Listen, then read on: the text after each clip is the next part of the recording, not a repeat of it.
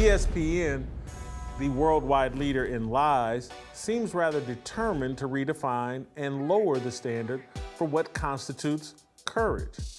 How else do we explain that in the course of 2 decades, the network's award for courage went from Pat Tillman sacrificing his life in military combat to a group of lying narcissists fighting for a pay bump? Courage ain't what it used to be.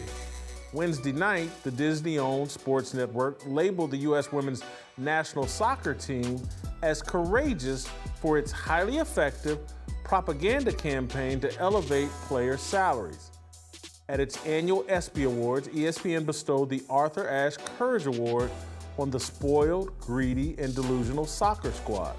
Before taking the stage to smugly accept their award and embellish their arduous journey for equality, ESPN set the tone with a dishonest highlight video that smeared one of its former employees. Will Cain, now a talk show host for Fox News, was cast as a misogynist pig standing in the way of equal pay for female soccer players.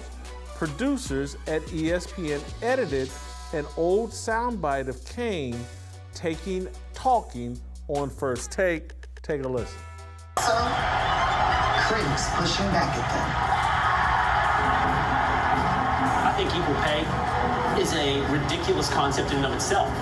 Soccer, for better or worse, on the men's side across this globe is much more popular than the women's. Oh, we get that argument all the time.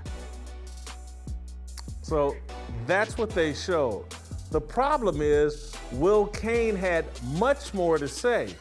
He explained that the salary and bonus pay for the U.S. women's national team is drawn from the revenue created by the Women's World Cup, which is around $130 million. The men's national team is paid from the revenue created by the Men's World Cup, which is around $6 billion. On a percentage basis, American women are paid astronomically more than the men. Furthermore, Cain rejects the idea of equal pay because he believes all people should get what they're worth. Take a listen to Will Cain in full context. Well, when you talk about, as Trevor Scales just laid out, the bonus difference between the men's team and the women's team, between what a winner, if it had been the U.S. men, would get in the World Cup and the women.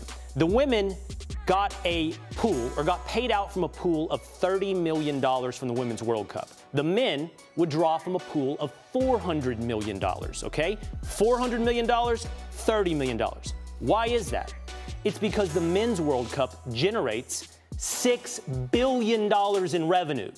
The Women's World Cup generates $131 million in revenue. If you want to talk about pay disparity, the Women's World Cup players get paid out 20% of the total revenue.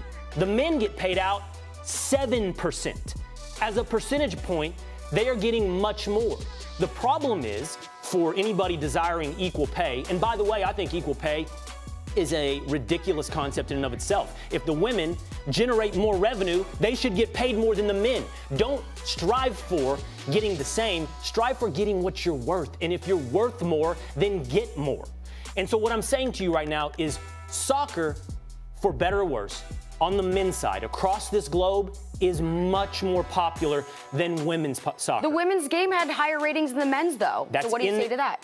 Charlie, that's in the United States. That was in the U.S. And that's comparing a Women's World Cup final that featured the United States against a Men's World Cup final in the United States that didn't feature the U.S. team. The sports world has completely reimagined courage in just 20 years. Last night's ESPYs were a low point for the Arthur Ashe Award. And yes, I'm well aware that ESPN previously handed the same award to a gay late-round NFL draft pick, Michael Sam, and to Bruce Jenner for changing his name, style of dress, and pronouns. This is worse. Sam and Jenner at least risked ridicule. The U.S. women's national soccer team has been the toast of the American media since Brandi Chastain stripped to her sports bra in 1999. They're the most celebrated and entitled athletes on the planet. The penalty for questioning the outright lies they tell to line their pockets is expulsion from the mainstream media.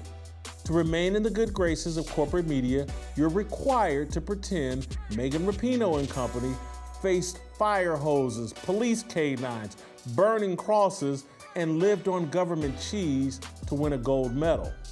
It's all a lie. The lie is being propagated in hopes that WNBA players are successful in executing the same scam.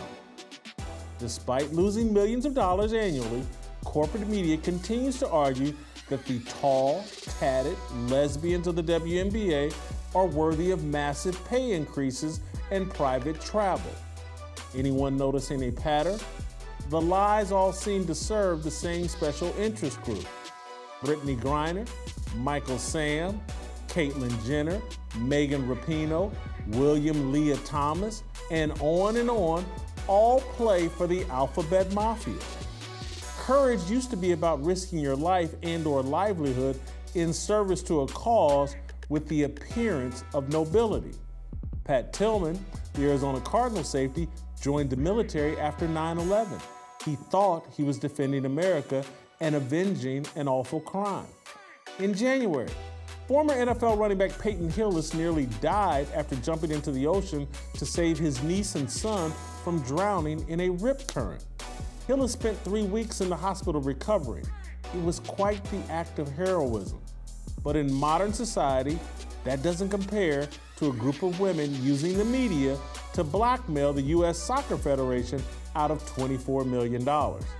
In the sports world, thanks to ESPN, courage is any act that empowers the LGBTQ, feminists, and the matriarchy. It's the longest-running reparations campaign in the history of the world. Black people are the face of the American reparations movement. Gays and women are the actual beneficiaries. We've been convinced they're owed a debt. It's a lie. No country on the planet has invested more money in the development and safety netting of women than the United States. The return on that investment has not improved this country. It's only increased the number of people, groups, and identities seeking reparations. We're less educated, motivated, innovative, and more entitled, complacent, dysfunctional, immoral, and divided. We're fatter, lazier, and unhealthy. Men have been simping since the garden. Our entire existence has mostly revolved around satisfying the whims, emotions, and feelings of women so that we retain access to our favorite place on earth. If I have to ask you or have to tell you what that is, you're not meant to know. It's going to require Pat Tillman-like courage to fix the mess we created. Weak men must die. That death starts with the weak and unrighteous man in your mirror.